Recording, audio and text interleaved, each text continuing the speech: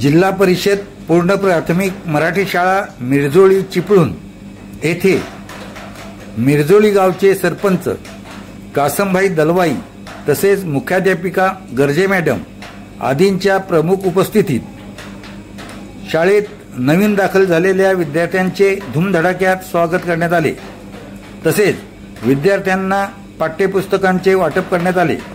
यावेळी अंगणवाडी सेविका सौ Sakharpekar madam, police Patil Pawar madam, सौ आदावडे मॅडम तसेच पालक उपस्थित होते। Konkan Samachar news channel, Jamaluddin Bandarkar.